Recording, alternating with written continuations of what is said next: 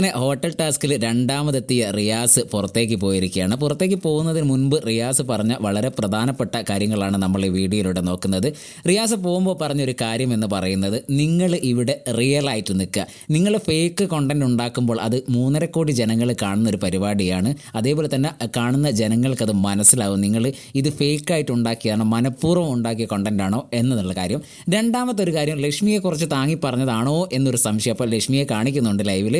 പറയുന്ന കാര്യം ഇതാണ്: നിങ്ങൾ മറ്റൊരാളെ വേദനിപ്പിക്കാൻ വേണ്ടി മനഃപൂർവ്വം ഒരു കണ്ടന്റ് ഉണ്ടാക്കരുത്, ജനശ്രദ്ധ പിടിച്ചു പറ്റാൻ വേണ്ടിയിട്ടുള്ളൊരു കണ്ടന്റ് ഉണ്ടാക്കരുത്. അത് പ്രേക്ഷകർക്ക് കൃത്യമായിട്ട് മനസ്സിലാവും. പല ജനറേഷനിലുള്ള ആൾക്കാർ ഇത് കാണുന്നതാണ്. ഇത്തരം ഒരു പ്ലാറ്റ്ഫോം നിങ്ങൾക്ക് ആദ്യമായിട്ടാണ് കിട്ടുന്നത്, ഇനി ഒരിക്കലും കിട്ടില്ല. അത് മാക്സിമം ഉപയോഗപ്പെടുത്തുക, നല്ല പോസിറ്റീവോട് കൂടി പുറത്തേക്ക് പോകാൻ നോക്കുക. അതുകൊണ്ട് റിയൽ ആയിട്ട് ഇവിടെ നിൽക്കുക. ആൾക്കാർക്കറിയാം ഏതാണ് ഫേക്ക് ഏതാണ് റിയൽ എന്നുള്ളത് ആൾക്കാർക്ക് തിരിച്ചറിയാൻ പറ്റും. ആൾക്കാരിത് കണ്ടുകൊണ്ടിരിക്കുന്നത്. അപ്പോൾ കൃത്യമായിട്ട് അത് നോക്കി കളിച്ച് മുന്നോട്ട് പോവുക. എല്ലാവർക്കും വിജയാശംസകൾ പറയുന്നുണ്ട്. മാത്രമല്ല, പുറത്തേക്ക് പോകുമ്പോൾ ആദിലയും നൂറയൊക്കെ പ്രത്യേകം കെട്ടിപ്പിടിച്ച് അവർക്കൊരു ധൈര്യം കൊടുക്കുന്ന ഒരു റിയാസിനെയും കാണാൻ കഴിയുന്നുണ്ട്. എന്നാൽ ലക്ഷ്മി അത്ര കാര്യമാക്കുന്നില്ല, ഷാനവാസിനൊന്നും റിയാസ് അത്ര കാര്യമാക്കുന്നില്ല. ഇതാണ് റിയാസ് പറഞ്ഞു പോയത്. എന്തായാലും വളരെ നല്ലൊരു ഉപദേശമാണ് റിയാസ് കൊടുത്തു പോയത് എല്ലാവർക്കും.